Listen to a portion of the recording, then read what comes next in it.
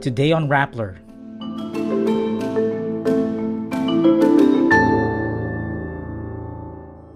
Pope Francis, who's battling double pneumonia, shows slight improvement. Jailed preacher Apollo Quiboloy's video message was shown to his supporters without court approval. Former reporter Ruiz replaces Chavez as acting secretary of the Presidential Communications Office. US President Donald Trump calls Ukrainian President Volodymyr Zelensky a dictator. And P-pop girl group BINI bags the top local artist of the year award. The Vatican says on Wednesday, February 19, Pope Francis, who is battling double pneumonia in the hospital, is in stable condition and showed slight improvement based on blood test results.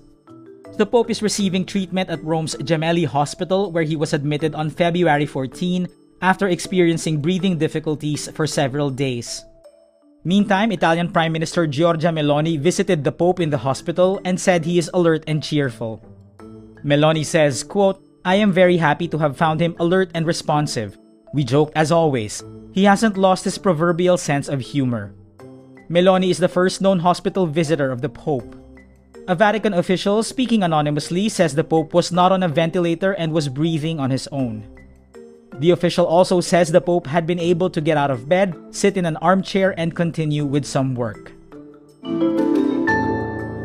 A video message from alleged human trafficker and senatorial candidate Apollo Quiboloy is played during a gathering of his Kingdom of Jesus Christ supporters without court approval. Pasig City Court Presiding Judge Reynelda Estacio Montesa issues a show cause order against Quiboloy and his lawyer, Israelito Torreon. Montesa says the court learned that Quiboloy's video was aired during a February 9 KOJC gathering and posted on SMNI's Facebook page the next day. Human rights group Samahan ng mga ex-detainees laban sa detensyon at aresto had questioned the airing of Quiboloy's recorded video during his campaign launch at the Inares Sports Arena in Pasig City on February 11. Celda says the incident smacks of VIP treatment and double standard.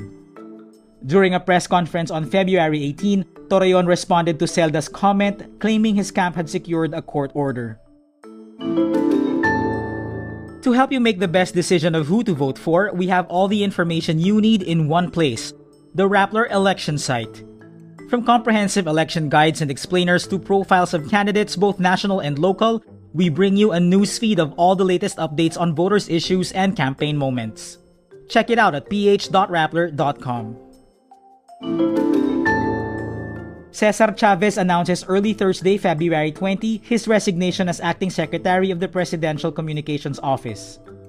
Chavez also says that former ABS-CBN news reporter Ruiz will replace him.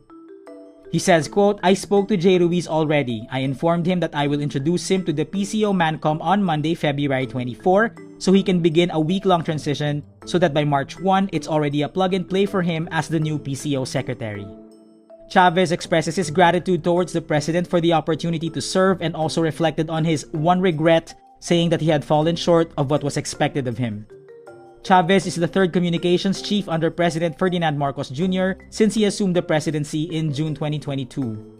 The PCO is responsible for crafting the communications and messaging of the Office of the President. US President Donald Trump criticizes Ukrainian President Volodymyr Zelensky, calling him a dictator on Wednesday, February 19. Trump warned Zelensky he must act quickly to secure peace or risk losing his country.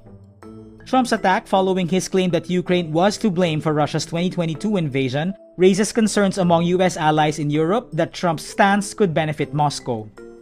Trump's outburst came after Zelensky said the US president lives in a disinformation bubble when he said that Ukraine should never have started the war. The Ukraine war started with Russia's full-scale invasion 3 years ago.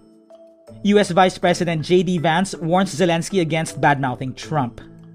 Meantime, in Ukraine, dismay and defiance meet the comments from Washington, which until now was Kyiv's most important ally.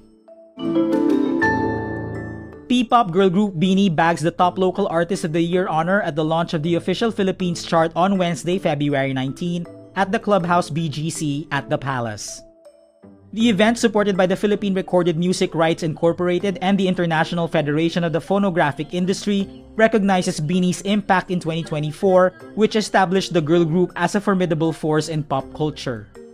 BINI's leader, Joanna, shares the group's pride in the expanding OPM scene as they stood alongside other prominent figures in the music industry at the glamorous event.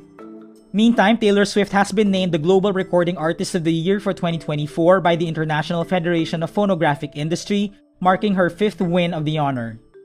Her album, The Tortured Poets Department, also tops 4 IFPI categories: Global Album, Global Vinyl Album, Global Streaming Album, and Global Album Sales. And that's today's wrap. I'm JC Gotinga. Thank you for watching. Click the link below for the full story. Follow us on Rappler's YouTube, Facebook, X, Instagram, and TikTok.